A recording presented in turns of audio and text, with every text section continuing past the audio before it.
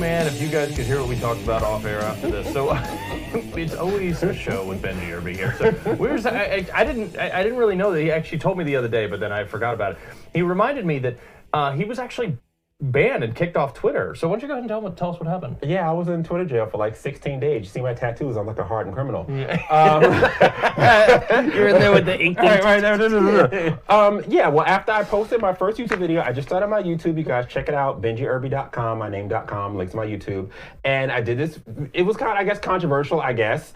And it was true. It was true. Well, controversial because it's true. Blunt honesty. Right, and they cut off my Twitter. It was a message from my black Republican to black Democrats. They cut off my Twitter or whatever, just randomly. I would send them emails like what I do, what happened. They sent me some crap about abuse. I didn't abuse anyone. I said nothing racist or whatever. So I just kind of, after a while, after like Brandon Schrock, I had sent out a tweet, and Chadwick Moore and all those people. I was on it. Right, you were on the tweet too. I just kind of accepted I was getting my Twitter back. And then one day, out of frustration, I just emailed them and I was like, you're only doing this because I'm conservative. I'm black conservative. I support Trump. That's why you're doing this. And like an hour later, I got my Twitter back. So that's yeah.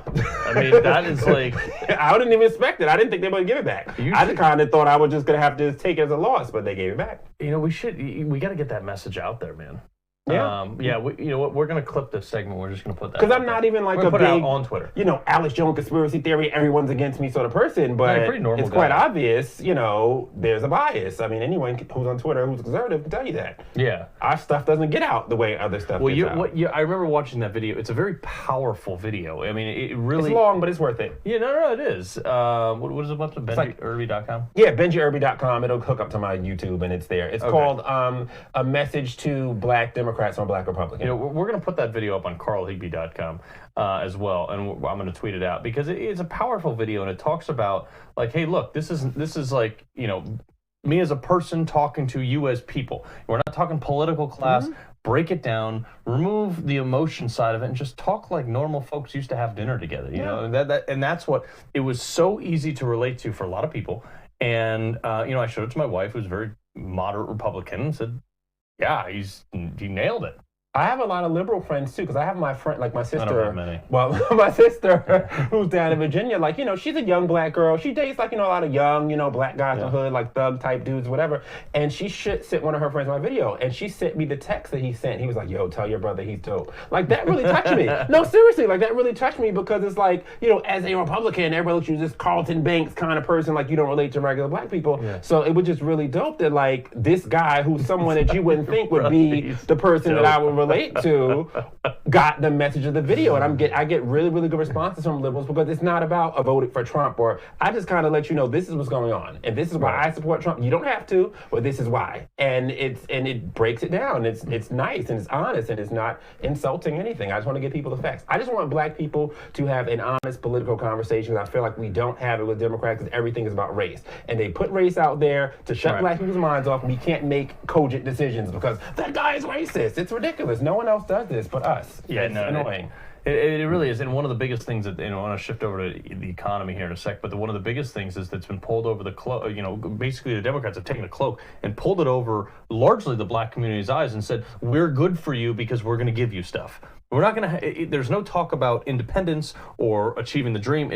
The Democratic Party has literally told young black men and women, like, you are being oppressed. You cannot succeed without the government, and nobody's going to white supremacy. Exactly. So they've pushed this narrative on the black community, saying you need us, you cannot survive. Nobody can succeed with the foot of the government on their throat. Right. And Donald Trump is the first guy who said, like, look, I say crazy stuff sometimes, but at the end of the day, I'm here to make all people have a better life. And he's, you saw that with his company where he, more than the national average of black people, there's 13% black in America. Right. He had like 25% of his company. Well, I don't want to say his name, but like I have a really good friend who's actually a manager at Trump DC, and he's been there for 2 years, and he's gotten 2 promotions in 2 years, and he's black.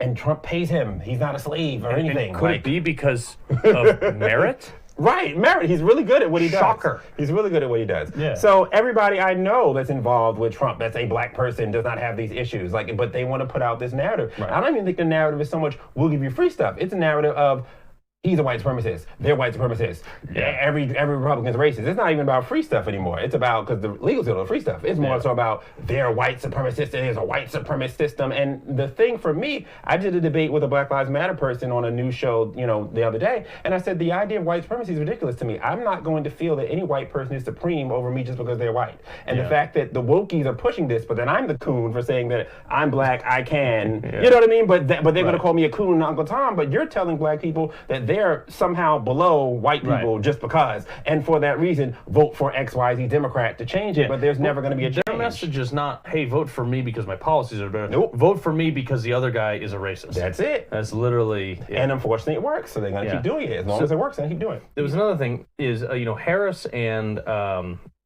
Warren were in the Iowa State Fair, which is like that's its own clown show that I don't want to be a part of. But they came out and they said that Michael Brown was murdered.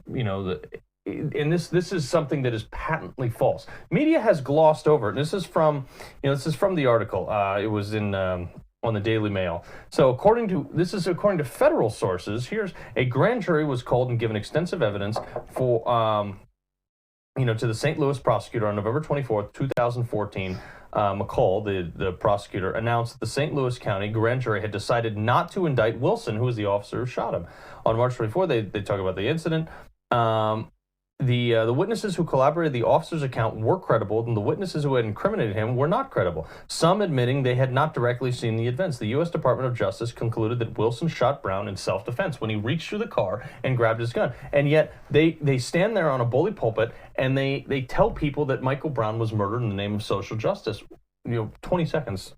Because it works. And like I said, racism is what turns black people's minds off. So once you start talking about racial talk, we're not talking about the fact that the Green New Deal makes no sense whatsoever. We're not talking about the fact that you can't have open borders and free stuff. None of that stuff, all the homosexual stuff, none of that matters. We talk about race and we talk about Michael Brown, they put this name and that name. And really, they're only using these people. And one thing that the CBC has not done, why is there not a rule for us just to have body cams? Period. Why is that not the law? So everybody's honest.